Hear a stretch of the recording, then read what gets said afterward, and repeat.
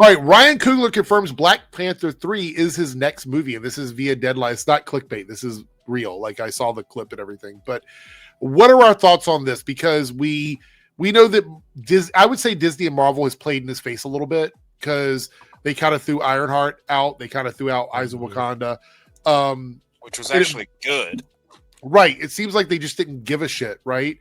But here he is saying that Black Panther 3 is his next movie. He's put out some solid projects for them. But I feel like if the writing on the wall is what I think it is, Marvel might be like, we're just not dealing with Wakanda anymore for whatever reason, because the Chud said so, I guess, whatever. Or do you think this is them confirming that he's going to be around for a while?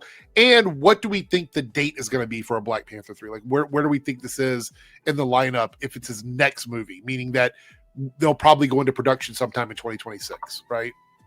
Yeah, we probably ain't seen that till like 2029, 2030, maybe. So you think that's after Secret Wars? Oh, I think it 100% is after Secret Wars. Yeah. Secret Wars, yep. I've got a hot take on why that is, but what about the whole stuff with Ryan Coogler? Do you think this might be his last Marvel film, or do you think he's going to continue to work with them? I don't really know. Because think about it, his Ironheart series and his animated series both got dumped onto Disney Plus. They got very little fanfare, very little advertising. And to be quite honest, regardless of what you think of Ironheart, Eyes of Wakanda was really good. Yeah. It's a really good animated series. Hell, I'm that person that enjoyed Eyes of Wakanda more than Wakanda Forever. I've heard that. I've heard people say that.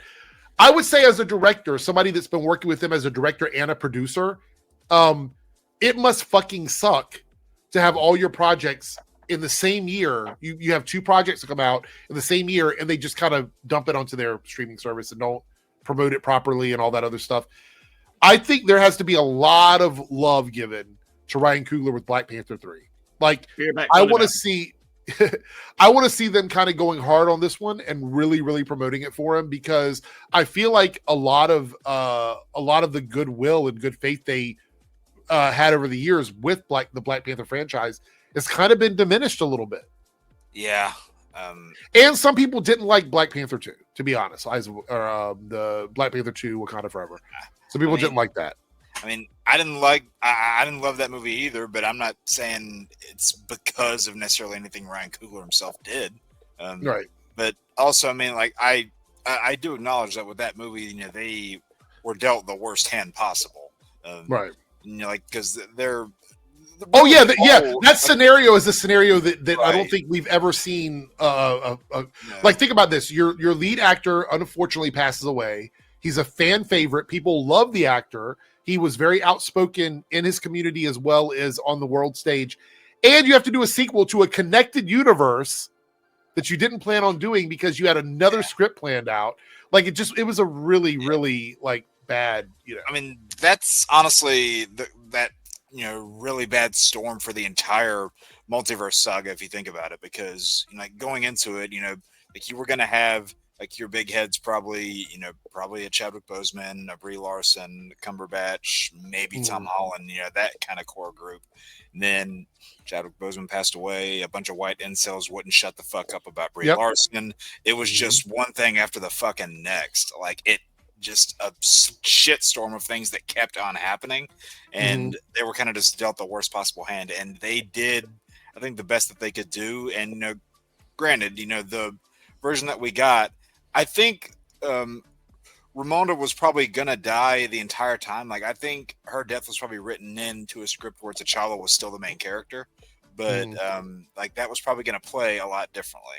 And I didn't completely hate the movie, but there are just a number of things that really brought it down. But I'm not saying it's Coogler's fault or anything, because I know the shit hand they got dealt. Yeah. So Superior Nav here goes, they could have recast Chadwick. The franchise could have still happened. So I hear this a lot. I always go back to this. Let me just explain my thoughts on this one. I don't think people totally understand what that scenario would have looked like for the actors in that moment, right? You're going back to shoot this movie, and you don't even get to really process the passing of Chadwick in the film that you're making. I know it's fiction. I'm not saying that you shouldn't feel this way or that people shouldn't ask for a recast. I'm simply explaining how I can empathize with their situation. You go back in this movie, your entire team is the same team, and your lead actor has passed away from cancer. I don't think there's a world where that recasting would have worked without them addressing the actual death of Chadwick Boseman. No matter who you got. I just don't see that happening, right?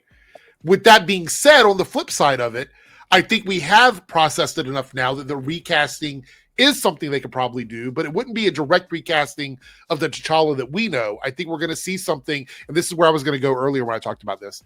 I think if it happens after Secret Wars, which I believe it will, we're going to see either a multiversal version of T'Challa taking over the mantle or sharing the mantle with Shuri in this reality, or his son getting aged up and then training to become Black Panther as the child of T'Challa.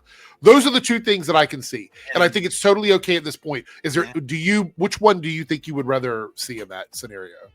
Well, I would actually be kind of interested if they went that second route, because that was a version of that was kind of the loose plot of that Black Panther animated series from like 15 years back, that short-lived one that was only a season long, where like the entire first half of it is kind of him training up to assume, like he gets the physicalities of, being the Black Panther, and then the back half of the series is him learning what it means to really be a king. And then the series got cut short, unfortunately. But if they wanted to do that, have it be, his, son in the lead, I wouldn't mind that at all.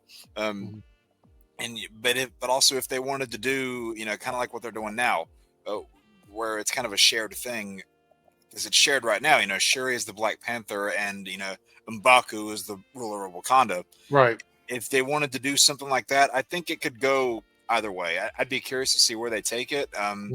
If we ever get to a point where M'Baku isn't the ruler, I'm curious, is he ever gonna take on the actual villainous role of the Man-Ape? Probably not, with how I think people love him too much. Like, that's the issue. I think that would be. I love M'Baku. He's one of my favorite characters in that franchise. So. Same here, but like it would be kind of like a similar thing, with Wanda, like a character that people loved for many years and then eventually turned evil.